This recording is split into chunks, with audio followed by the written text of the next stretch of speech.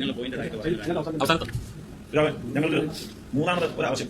ഈ ആവശ്യം വളരെ കൂലകഷമായിട്ട് ഞങ്ങൾ കൂടിയ എല്ലാ യോഗത്തിലും ഫോറൻ കൺവീനർമാരുടെ അതിർത്തി കൗൺസിലെ യോഗത്തിലും ഞങ്ങൾ ചർച്ച ചെയ്താണ്. ഇത് സംഭവിക്കുന്നത് കൊണ്ട് സീറോ മലബാർ സഭയുടെ യശസ് ഉയരുമെന്നും കർദിനാൾ പിതാവിന്റെ പദവിക്ക് കൂടുതൽ മാന്യത കിട്ടുമെന്നും ഉള്ള ഉറച്ച വിശ്വാസത്തോടു കൂടിയാണ് ഞങ്ങൾ ഇങ്ങനെ ഒരു ആവശ്യം ഉന്നയിക്കുന്നത്.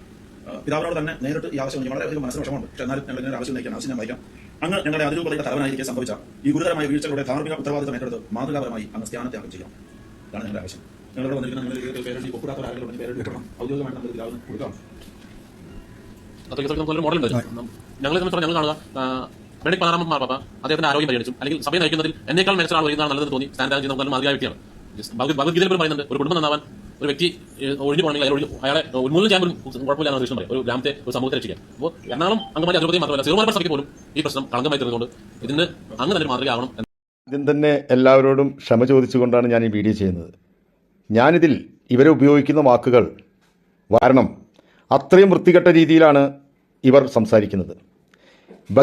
ഭഗവത്ഗീതയിലെ വാചകങ്ങൾ ഉപയോഗിച്ചുകൊണ്ട് ഒരു വ്യക്തിയെ ഉന്മൂലനം ചെയ്യുക എന്ന് വെച്ചാൽ കൊല്ലുക എന്ന അർത്ഥത്തോടു കൂടി ഏതോ ഷൈജു ആൻ്റണിയുടെ മറവിലിരുന്നു കൊണ്ട് ഏതോ പട്ടിക്കോ അല്ലെങ്കിൽ നായക്കോ ഉണ്ടായ ജന്മമായ ഒരു വ്യക്തിയാണ് സംസാരിക്കുന്നത്.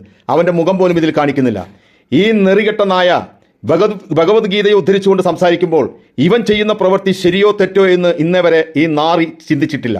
പരമച്ചെറ്റ, യൂദാസിനേക്കാൾ വലിയ ചെറ്റയായിരിക്കുന്ന ഈ തെണ്ടിയുടെ സംസാരം നമ്മൾ കേട്ടതാണ്.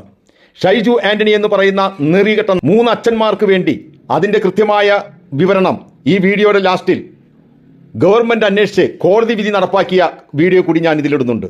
അത് കാണുമ്പോൾ നിങ്ങൾക്ക് മനസ്സിലാകാം, ഇവർ തട്ടിക്കൂട്ടി 3 അച്ഛന്മാരുടെ സ്വാർത്ഥതയ്ക്കും സ്ഥാനത്തിനു വേണ്ടിയുള്ള കള്ളക്കളിക്ക് ഈ പറയുന്ന ഷൈജു ആൻ്റണിയുടെ 1,37,00,000 രൂപയുടെ കടം തീർക്കാൻ വേണ്ടി ഇവൻ 30 വെള്ളിക്കാശിന് യൂദാസ് ഒറ്റിക്കൊടുത്തതുപോലെ കത്തോലിക്ക സഭയെ, സീറോ മലബാർ സഭയെ ഒറ്റിക്കൊടുക്കുകയും ഏതെല്ലാമോ ബാഹിക ശക്തികളുടെ പിൻബലത്തോടുകൂടി പച്ചക്കളർ തേമാനത്തോടുകൂടി നടക്കുന്ന ഈ ചെറ്റ മറിഞ്ഞിരുന്ന് സംസാരിക്കുന്ന പട്ടിക്കുണ്ടായ ആ വ്യക്തിയും കൂടി പണം മേടിച്ചുകൊണ്ട് സീറോ മലബാർ സഭയെ ഈ ജനതകളുടെ മുമ്പിൽ കരിവാരി തേച്ചിരിക്കുകയാണ്.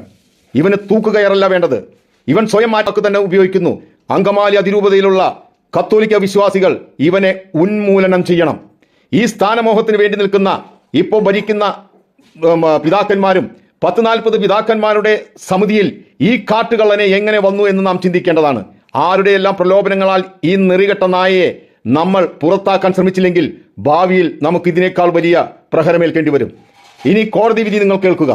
അപ്പോൾ ഈ നെറികെട്ട കർദിനാൾ മാർ ജോർജ് ആലഞ്ചേരിക്കെതിരായ വ്യാജരേഖാ കേസിൽ 3 വൈദികരടക്കം 4 പേരെ പ്രതികളാക്കി കുറ്റപത്രം. എറണാകുളം അങ്കമാലി അതിരൂപതയിലെ വൈദികരായ ആന്റണി കല്ലൂക്കാരൻ, പോൾ തേലക്കാട്ട്, ബെന്നി മാരാമ്പറമ്പിൽ എന്നിവരാണ് പ്രധാന പ്രതികൾ. കർദിനാൾ മാർ ജോർജ് ആലഞ്ചേരിയെ അപകീർത്തിപ്പെടുത്തി പദവിയിൽ നിന്ന് മാറ്റി നിർത്തുന്നതിനായി വൈദികർ ഗൂഢാലോചന നടത്തിയെന്ന് അന്വേഷണ സംഘം കാക്കനാട് കോടതിയിൽ സമർപ്പിച്ച കുറ്റപത്രത്തിൽ വ്യക്തമാക്കുന്നു.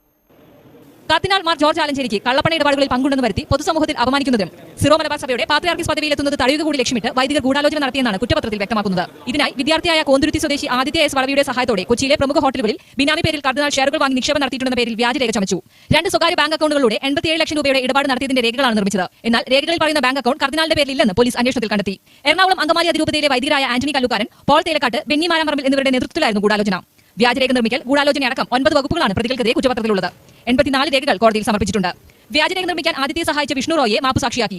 87 സാക്ഷികളിൽ 27 പേർ ബിഷപ്പുമാരും വൈദികരുമാണ്. തൃശൂർ റൂറൽ എസ് പി ആർ വിശ്വനാഥിന്റെ നേതൃത്വത്തിലുള്ള സംഘമാണ് കേസ് അന്വേഷിച്ചത്. മനോരമ ന്യൂസ്, കൊച്ചി. ഈ നെറികെട്ടനായും പട്ടിക്കുണ്ടായവനും പറഞ്ഞതിൽ എന്താണ് അർത്ഥം? പാവപ്പെട്ട കർദിനാളെ തേജോവധം ചെയ്യുന്ന ഈ നാറികളെ ചാട്ടവാറെടുത്താണ് അടിക്കേണ്ടത്.